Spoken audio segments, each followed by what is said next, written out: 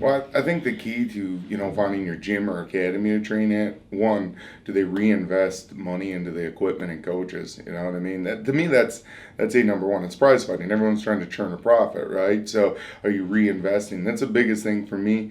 Even living in third world Thailand, the one thing that I enjoyed about that, we would sleep on bamboo mats, but there would be a world-class ring, world-class Thai pads, former champions training us, and we live at almost third world conditions, but the equipment was the best. So I think one, finding a good safe environment, great coaching staff. Two, find people that have your mindset.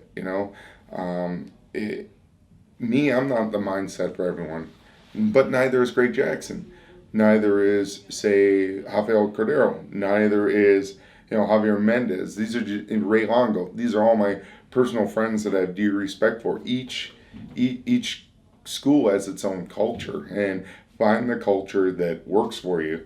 That's the thing. I don't take it personally if you're not into our culture.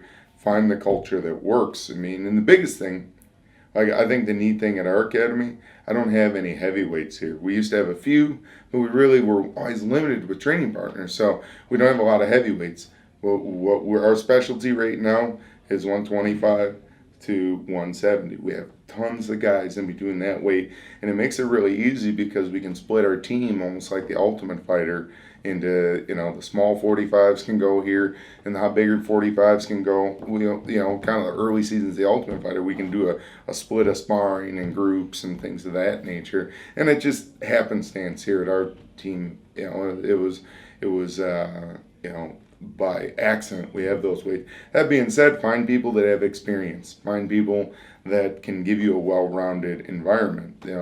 That's the thing. Even though we're a kickboxing academy, we work a lot of wrestling, a lot of jiu-jitsu. I surround myself with the right assets to make us well-rounded. Me, W's are W's. If it's from a takedown, if it's from a submission, or it's from outboxing someone, I don't care.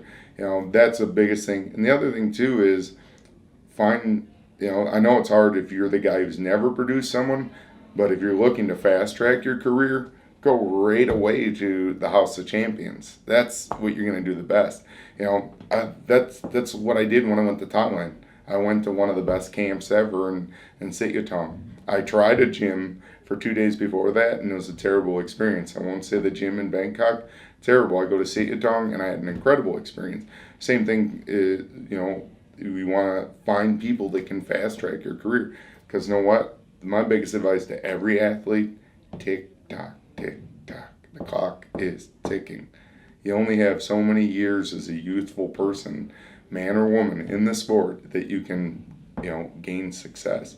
And it seems like for the men, their arc is lower, and the women, luckily, because of the sport, they don't have the issues that men do as they get in their 30s, where the women have, I think, a little bit more longevity at this point. That being said, let's find a place that you're home. And two, like our gym, we don't have a lot of people come from way out. They come from the Midwest. They drive home a lot. A lot of the guys went home on the holiday weekend. Stay connected to your family. Stay connected to the people back home. Because if you come out here and you isolate yourself, that was a tough thing when I used to go to Thailand. I mean, I would get home from Thailand and I didn't want to hear Thai. I didn't want to eat Thai food because that's all we ate. And I love the Thai culture, but you got to have what you are. If you need, this is what you are. I have one fighter, she visits me from California, and she'll never visit me anymore in the winter.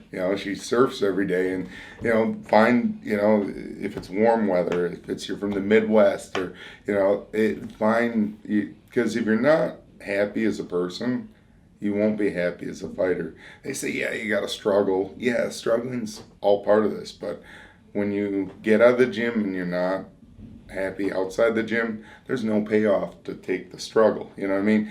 There's two payoffs. There's hopefully the success of an athlete, but if your outside the gym life is miserable, you're not going to survive the grind of being a professional athlete.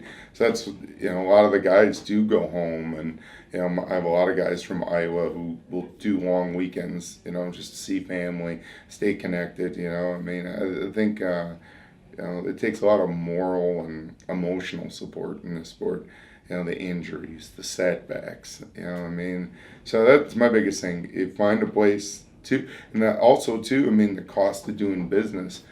I think our biggest asset. It's cheap to live here in Milwaukee, and cheaper than some places. So find a place that isn't the most expensive to live. I understand Albuquerque's pretty affordable, and that's a good situation. But yeah, that's the hard thing. I mean, unfortunately, we have this crazy thing called money that we have to survive, love it or not. So try and find the best financial situation.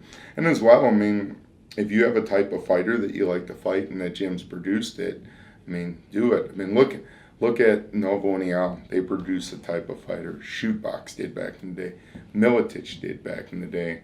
And even AKA has a brand that they're producing these athletes.